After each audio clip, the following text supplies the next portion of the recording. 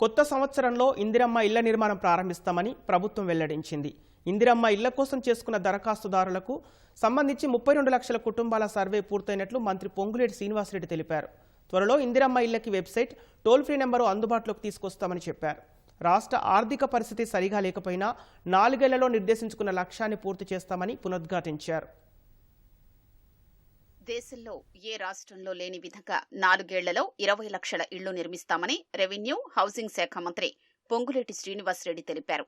ఇందిరమ్మ ఇళ్లపై ఉన్నత స్థాయి సమీక్ష నిర్వహించిన మంత్రి నిర్మాణాలు పర్యవేక్షించేందుకు 33 జిల్లాలకు చెందిన 33 మంది ఎగ్జిక్యూటివ్ ఇంజనీర్ స్థాయి ప్రాజెక్టు డైరెక్టర్లను నియమించినట్లు తెలిపారు. ఏటా 4.5 లక్షల చొప్పున వచ్చే 4 ఏళ్లలో కనీసం 20 లక్షల ఇళ్లు నిర్మించాలని లక్ష్యంగా పెట్టుకున్నట్లు వివరించారు.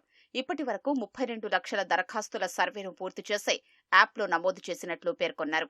తొలుత సర్వే కాస్త మందకొడిగా సాగినా ఇప్పుడు వేగం పెరిగి రోజుకు సుమారు 5 లక్షలు పరిశీలిస్తున్నట్లు తెలిపారు.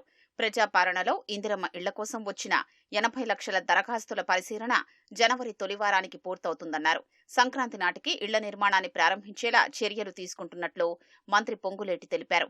గత ప్రభుత్వం నిర్వీర్యం చేసిన హౌసింగ్ కార్పొరేషన్ను తిరిగి బలోపేతం చేస్తున్నామని, వివిధ విభాగాల్లోని కార్పొరేషన్ ఉద్యోగుల్ని 95% వెనక్కి రప్పించినట్లు వెల్లడించారు. చిన్న తప్పు జరగకుండా, అవినీతికి ఆస్కారం లేకుండా పారదర్శకంగా లబ్ధిదారుల ఎంపిక జరుగుతుందని, పేదల్లో అతి పేదలకే మొదటి విడతలో అవకాశమిస్తామని మంత్రి పొంగులేటి స్పష్టం చేశారు. రేషన్ కార్డుతో సంబంధం లేదు. పేదవాళ్లలో పేదవాళ్లగా అక్కడ లోకల్, ఇదంతా గ్రామంలోనే ఫైనలైజేషన్. హైదరాబాద్ లోనో ఢిల్లీలోనో ముఖ్యమంత్రి గారి ఛాంబర్ లో ఉండదు.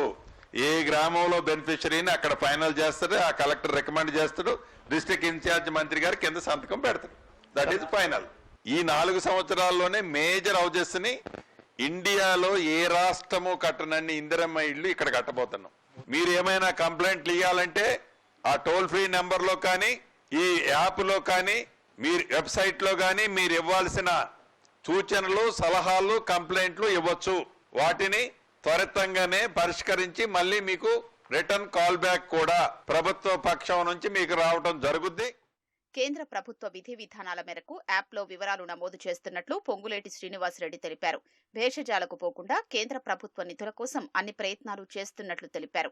ఇందిరమ్మ ఇళ్ల పథకం నిరంతర పర్యవేక్షణ కోసం సీఎం తన పేషీతో పాటు ముఖ్యమైన ఉన్నతాధికారుల కార్యాలయాల్లో ప్రత్యేక విభాగాల్ని ఏర్పాటు చేయనున్నట్లు చెప్పారు. ఇందిరమ్మ ఇళ్ల నిర్మాణాలపై త్వరలో ప్రత్యేక విధి విధానాలు ప్రకటించనున్నట్లు మంత్రి పొంగులేటి శ్రీనివాసరెడ్డి తెలిపారు.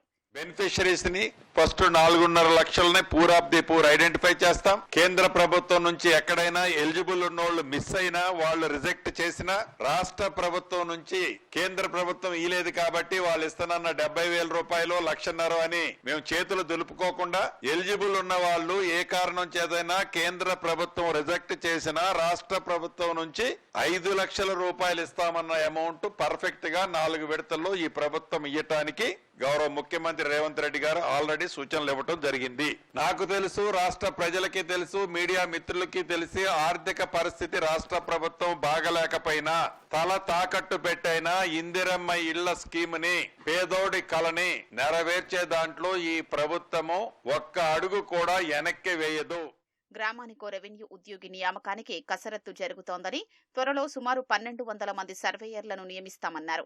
గత ప్రభుత్వం అసంపూర్తిగా వదిలేసిన ఇళ్లను నిర్మిస్తామన్న మంత్రి పొంగులేటి శ్రీనివాసరెడ్డి హైదరాబాద్ నలువైపులా 100 ఎకరాల్లో మధ్యతరగతి ప్రజలకు ఇళ్ల నిర్మాణం చేపట్టనున్నట్లు తెలిపారు.